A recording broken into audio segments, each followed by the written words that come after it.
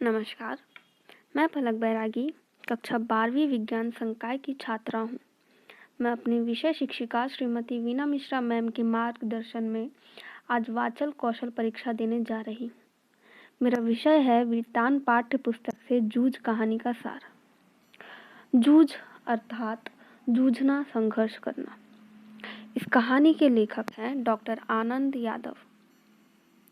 Doctor Anand Yadav का जन्म 30 नवंबर 1935 में हुआ। जन्म स्थल कागल, महाराष्ट्र। आनंद रतन यादव मराठी भाषा के विख्यात साहित्यकार हैं। इनके द्वारा रचित एक उपन्यास झोबी के लिए इन्हें सन 1990 में साहित्य अकादमी पुरस्कार से सम्मानित किया गया। जूझ इनका बहुचर्चित आत्मकथात्मक उपन्यास है। इनका निधन 2016 में हुआ। इस कहानी का हिंदी अनुवाद केशव प्रथम वीर द्वारा किया गया। कहानी की शुरुआत करते हुए लेखक कहते हैं कि जब वह 5वीं कक्षा में पढ़ते थे तो उनके पिता ने उनका स्कूल जाना बंद करा चुके थे ताकि वह घर में रहकर घर और खेतों के काम में अपनी माँ का हाथ बटा सके। उनके पिता खुद तो कोई काम नहीं करते थे, पूरा दिन घूमने फिरने में बिता देते थे। लेखक स्कूल जाना चाहते थे, इसीलिए एक दिन उन्होंने कंडे थापते समय अपनी माँ से कहा कि वह स्कूल जाना चाहते हैं। उनकी माँ ने उसे समझाया कि अगर वह इस बारे में उनके पिता से बात करेंगी तो वे नाराज़ हो जाएंगे। लेखक अपनी माँ को सुझाव देते हुए कहते हैं कि वह गांव के मुखिया दत्ता जी के पास जाएंगे और उन्हें इस बारे में बताएंगे। उसके बाद लेखक और उसकी माँ मुखिया के घर जाते हैं, उन्हें सब बताते हैं। दत्ता जी समझदार थे और पढ़ाई का महत्व जानते थे, इसीलिए उन्होंने लेखक से कहा कि वह अपने पिता को उनके पास भेजे और थोड़ी देर बाद खुद भी यहाँ आ जाए। लेखक की माँ ने दत्ता जी से प्रार्थना की कि वह उनके यहाँ आने की बात लेखक के पिता से ना करे। जब लेखक के पिता घर आए तो उनकी माँ ने कहा कि उन्हें मुखिया ने बुलाया है। लेखक के पिता उनके घर चले गए।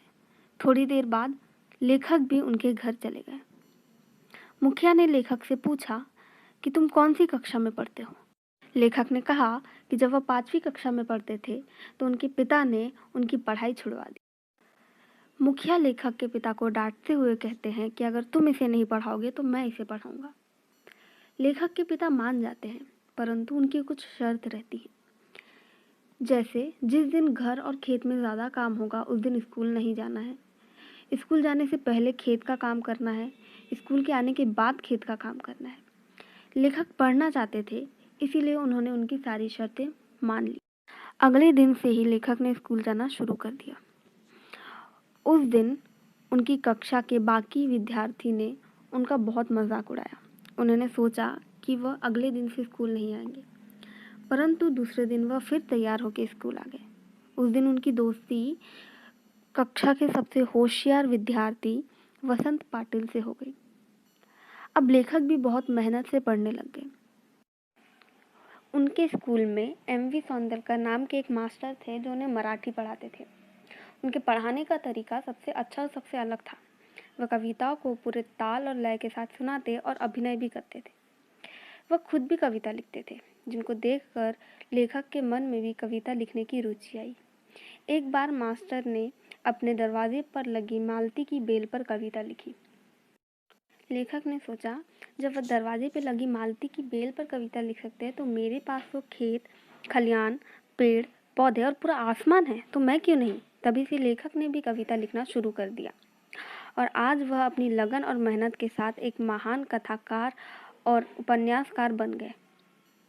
आशा है मेरे द्वारा दी गई जानकारी आपके लिए लाभप्रद होगी। धन्यवाद।